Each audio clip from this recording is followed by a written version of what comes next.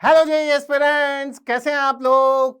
आप लोगों के मन में एक बहुत बड़ा सवाल है आज। क्या सवाल है? सवाल ये है कि जेई मेन सेशन 1 जो जनवरी 2025 में हो रहा है, जो 5 डेज में हो रहा है, उसमें जो 10 शिफ्ट हैं उसमें से बेस्ट शिफ्ट कौन सी है? क्या मेरी वाली शिफ्ट बेस्ट शिफ्ट है या कौन सी वाली डेट की कौन सी शिफ्ट मैं ये समझूं कि बेस्ट होगी, जिससे कि मुझे मैक्सिमाइजेशन ऑफ परसेंटाइल हो जाए, मेरा रिजल्ट बेस्ट हो जाए। जी हाँ, आज इस वीडियो में हम लोग यही रिवील करने वाले हैं कि बेसिकली बेस्ट शिफ्ट हम किस वाली को बोलेंगे।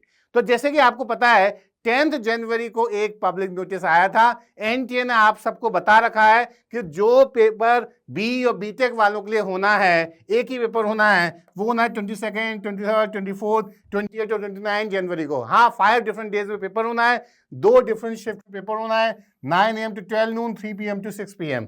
हालांकि 30 जनवरी को भी पेपर उनका होगा जो बी आ को बी प्लानिंग के लिए सोच रहे हैं। तो हम लोग अब बात करते हैं अपने मुद्दे की। मुद्दा क्या है? एग्जाम डेट्स आ गई, बिल्कुल आ गई, 22, 23, 24, 28 and 29 January. City intimation slip भी आ गई। आप सबको पता लग गया आप किस सिटी में आप जाके एग्जामिनेशन देने वाले हैं। और मन में एक डर भी आ गया। अब एक मन में ये डर आ गया, ओहो, अब इतने दिन से जो इतनी अच्छे से तैयारी कर रहे थे, तो अब आने वाले एग्जामिनेशन में मेरा क्या होगा। चिंता मत करिए बच्चों, अब आपकी इसी सारी बातों पे हम लोग डिस्कस करने वाले हैं। हमारा आज का वीडियो का मेन मुद्दा क्या है? मेरे एग्जाम डेट की, मेरी शिफ्ट के पेपर का डिफिकल्टी लेवल क्या होगा। बच्चों यही मन में है ना? सबके मन में यही है? फटाफट मुझे अपने कमेंट बॉक्स में लिख के बताओ, क्या आपके मन में भी यही सवाल आ रहा है? जी हाँ, कितने सारे बच्चे लिख के मुझे भेज रहे हैं, बहुत बढ़िया। सबके मन में यही सवाल आ रहा है कि सर मेरे एग्जाम डेट की, मेरे पेपर की डिफिकल्टी लेवल क्या होगा। और आज मैं ये आप सबको रिवील करने वाला हूं। देखिए बच्चों, हमें ये पता है 10 शिफ्ट में पेपर हो रहा है और इस बार registered number of student 13.8 lakh students के आसपास हैं। ये सारी इंफॉर्मेशन हमें है। और आपको पता है 22 जैन, 23 जैन, 24 जैन, 28 जैन, 29 जैन, सबकी 2-2 शिफ्ट हैं। आपको टाइमिंग भी पता है। अब इसमें से कौन सी वाली शिफ्ट है जो बेस्ट शिफ्ट है, कौन सी वाली शिफ्ट बेस्ट शिफ्ट है, यही तो आज रिवील करना है। और इसके लिए मैंने एक पूरा डेटा के संग प्लानिंग किया है और उस डेटा की एनालिसिस के साथ मैं आपको आज बेस्ट आंसर देने वाला हूं। पूरा वीडियो देखिएगा और मैं आपको बता रहा हूं, आप सच में कहेंगे एक बात है, एनालिसिस तो बढ़िया है और कुछ भी अपने द्वारा मैंने अपना ओपिनियन नहीं रखा है। मैं केवल डेटा के बेसिस पे बात करने वाला हूं और अपने लास्ट 2 इयर्स का जो हमारा ट्रेंड है उसके बारे में बात करने वाला हूं। एक सवाल और है, कई बार बच्चे ये कहते थे हमेशा से, मतलब मुझे तो याद है बचपन से हमारे मन में ये रहता था, यार पेपर आसान आए तो बढ़िया रहेगा, यही कहते थे। अब मुद्दा दूसरा हो गया, जेई मेन का एग्जामिनेशन देने वाले हैं। अब ये भी समझ नहीं आ रहा, क्या अपनी शिफ्ट का पेपर इजी होना एडवांटेजेस है या क्या अपनी शिफ्ट का पेपर डिफिकल्ट होना डिसएडवांटेजेस है। ओ माय गॉड, क्या मुझे इजी पेपर मिलना चाहिए या डिफिकल्ट पेपर मिलना चाहिए? क्योंकि कई बच्चों का तो मानना यह है कि इजी पेपर आएगा तो बच्चे ज्यादा स्कोरिंग करेंगे, परसेंटाइल की फाइट मुश्किल हो जाएगी। डिफिकल्ट पेपर आएगा तो बहुत सारे बच्चे ऐसे होंगे जो उतनी ज्यादा फाइट में नहीं रहेंगे, तो शायद मेरे लिए परसेंटाइल की फाइट आसान हो जाए। और हर बच्चे का अपनी अपनी एक सोच है, हर बच्चे की अपनी अपनी एक सोच है। हो सकता है कुछ बच्चे यही चाह रहे हो कि इजी पेपर आ जाए या कुछ बच्चे ये चाह रहे हो कि डिफिकल्ट पेपर ही आ जाए। तो कैसे डिसाइड करेंगे बेस्ट शिफ्ट क्या है? या कुछ बच्चे ये भी तो चाह रहे होंगे कि मीडियम लेवल का पेपर आ जाए, सर मेरा तो इसी में सबसे बढ़िया हो जाता है। ये भी सारी बातें, इजी पेपर में कई बार सिली मिस्टेक्स होती हैं, डिफिकल्ट पेपर में कई बार नर्वसनेस शुरू से ही आ जाती है। एनीवेज, इन सारी बातों का ही तो जवाब दे रहे हैं हम इस वीडियो में। एक और बात, जिन बच्चों का 22 जनवरी वाली डेट है, जिन बच्चों का 22 जनवरी वाली डेट है, क्या वो डेट बच्चों के लिए डिसएडवांटेज है? ये भी मन में ख्याल है। क्या मतलब? जो बच्चे 22 जनवरी वाले हैं, फटाफट अपने चैट बॉक्स में लिख के भेजिए कौन कौन बच्चा ऐसा है जो 22 जनवरी वाला है, वो बताएंगे जो 22 जनवरी वाले हैं। और दूसरी बात, क्या 28 और 29 जनवरी वाले बच्चों के मजे ही मजे हैं? भाई उनको तो पता लग जाएगा 22, 23, 24, 3 डिफरेंट दिन, उनकी 2-2 शिफ्ट, 6 पेपर उनके सामने से बच्चे दे चुके होंगे, उनको तो सच में कहीं ना कहीं अंदाजा लग जाएगा कि पेपर इस बार बच्चे कैसे दे रहे हैं, किस तरीके के क्वेश्चंस आ रहे हैं। ठीक है, पूरा अंदाजा नहीं लगेगा, मेमोरी बेस्ड क्वेश्चंस आते हैं, कई बार हम लोगों को कुछ ना कुछ तो पता लग जाता है, बच्चे आपस में दोस्त एक दूसरे से बात करते हैं, वहां तो हमें पता लग ही जाता है। तो एक बात और है, इन सब चीजों का ध्यान रखते हुए क्या 28 और 29 जैन वाले बच्चों का पेपर हार्ड होगा? लगता है कि हार्ड होगा? क्या हार्ड होना चाहिए? क्योंकि भाई सही बात है, उनके पास एडवांटेज है। पहली बात तो उनके पास एडवांटेज ये है 22nd, 23rd, 24th, 25th, 26th, 27, मतलब उनके पास एक्स्ट्रा डेज हैं पढ़ने के लिए, उनके पास पूरे 6 दिन एक्स्ट्रा हैं पढ़ने के लिए, बाकी जो उस बच्चे की बात करूं जिसका 22 जनवरी पेपर है, और साथ में उनके पास वो एक्सपीरियंस भी हाथ में है कि भाई सब बच्चों ने अभी तक पेपर दिया है, उनका क्या कैसा चल रहा है। तो क्या उनका पेपर हार्ड होगा, ये भी एक क्वेश्चन है। तो चलिए एक काम करेंगे, लास्ट 2 इयर्स की शिफ्ट वाइज पेपर एनालिसिस करते हैं, और यही सबसे बढ़िया तरीका है। इस तरीके से हम साइंटिफिक वे में समझ लेंगे आज कि कौन सा शिफ्ट का पेपर हमारे लिए बेस्ट वाला होने वाला है। बेस्ट वाले में अब ये भी डिसाइड नहीं कर रहे हैं हम कि इजी है कि वो बेस्ट है, या डिफिकल्ट है वो बेस्ट है, या मीडियम ही बेस्ट है क्या। तो देखिए, अगर हम बात करें जनवरी अटेम्प्ट 2023, अच्छा मैं हमेशा अब यहाँ पे कंपैरिजन जनवरी अटेम्प्ट के ही करूंगा, ठीक है, मैं अप्रैल अटेम्प्ट को बीच में लेके नहीं आ रहा हूं। जनवरी अटेम्प्ट याद है बच्चों, 24th, 25th, 29th, 30th, 31st और 1st। हाँ जी बच्चों, यहाँ पे 6 दिन पेपर हुए थे और 12 शिफ्ट में पेपर हुए थे। 6 दिन पेपर हुए थे और 12 शिफ्ट में पेपर हुए थे। और मैं इस बार पेपर की हार्डनेस लेवल के लिए सबसे बड़ा पैरामीटर क्या लेके आया हूं, 99 परसेंटाइल। मतलब अगर हमारी परसेंटाइल 99 है तो क्या वो किस मार्क्स पे आई थी उस शिफ्ट में।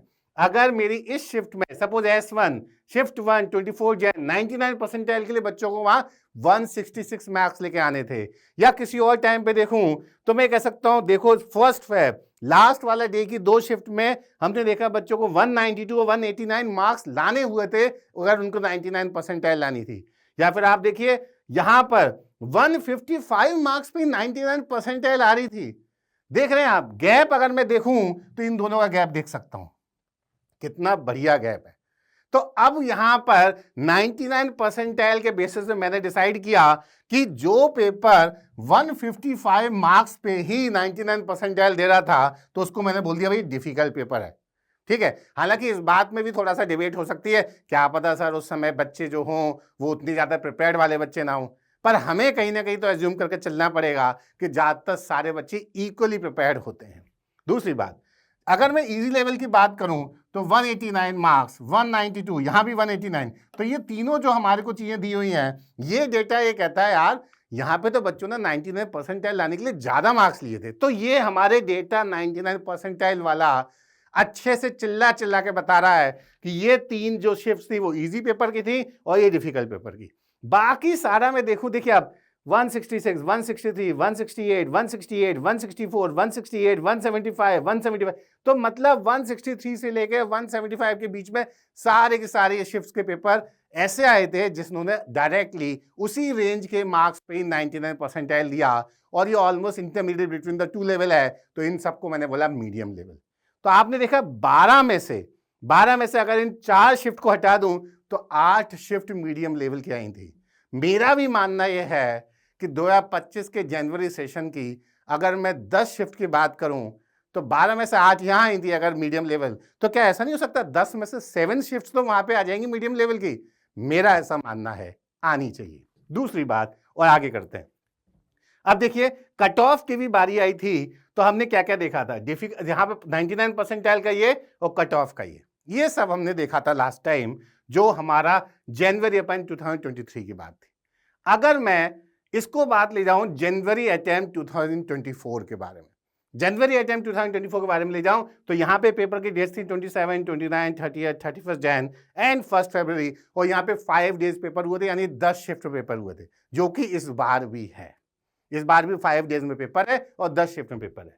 और यहां पे फिर से मैंने 99 परसेंटाइल को क्राइटेरिया बना लिया कि किस मार्क्स पे 99 परसेंटाइल आई थी, जिससे कि मैं उस पेपर की डिफिकल्टी लेवल को जज कर पाऊं। तो देखिए अगर मैं डिफिकल्ट पेपर देखूं तो 156, 161, मान सकते हैं डिफिकल्ट आया था, जी हाँ। और दूसरी बात, यहां पे अगर मैं इजी की बात करूं 235, 239, 213 और ये हमारे 3 इजी लेवल्स थे। बाकी सब देख रहे हैं आप मीडियम मीडियम मीडियम मीडियम, और ये मीडियम लेवल केवल इसी क्राइटेरिया पे बेस्ड है कि कितने मार्क्स पे 99 परसेंटाइल हमारी क्रॉस हो गई थी।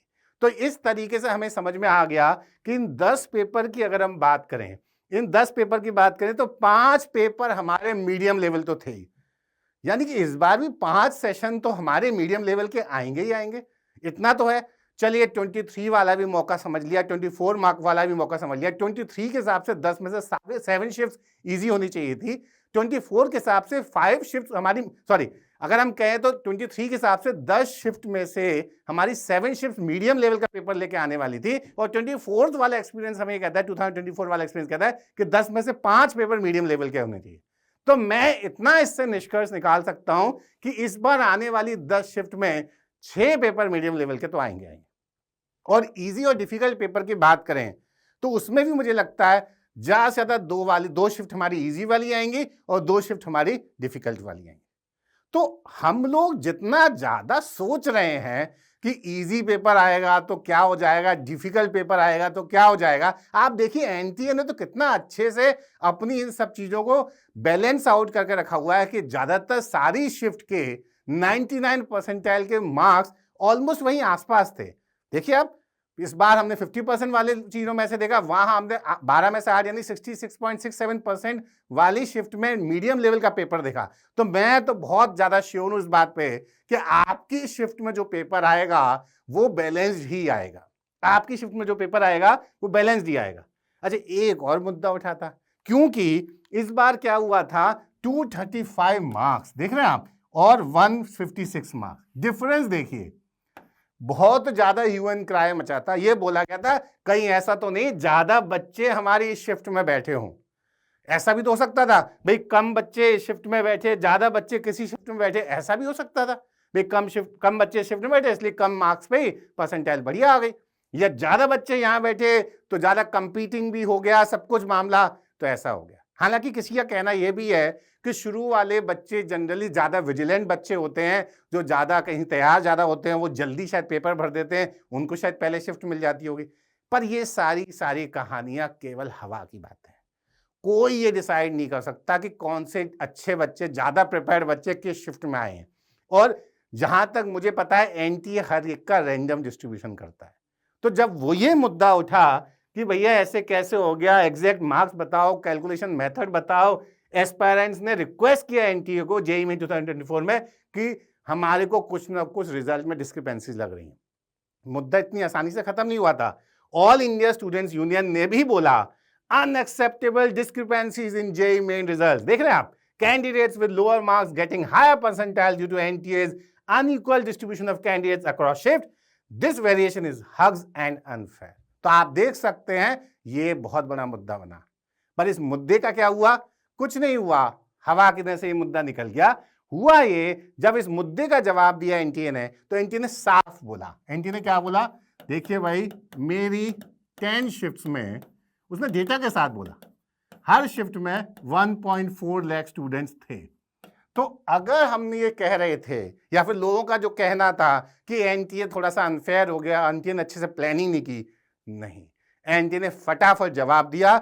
हर शिफ्ट में ऑलमोस्ट 1.4 लाख स्टूडेंट्स थे, यानी 10 शिफ्ट में जो 14 लाख बच्चे करीब थे, उसमें ऑलमोस्ट इक्वली डिवाइडेड थे। तो ये कह देना कि इस शिफ्ट में ज्यादा थे, इस शिफ्ट में कम थे, इसकी वजह से थोड़ा सा स्क्यूड आया रिजल्ट, वो गलत है। हालांकि मेरा अभी भी मानना यह है कि ये तो थोड़ा सा हमारे लिए पिंचिंग था। पिंचिंग ये था कि 235 पे भी 99 परसेंटाइल आ रही है बेचारे फर्स्ट सेशन फर्स्ट शिफ्ट वालों की, और इसमें 156 पे आ रही।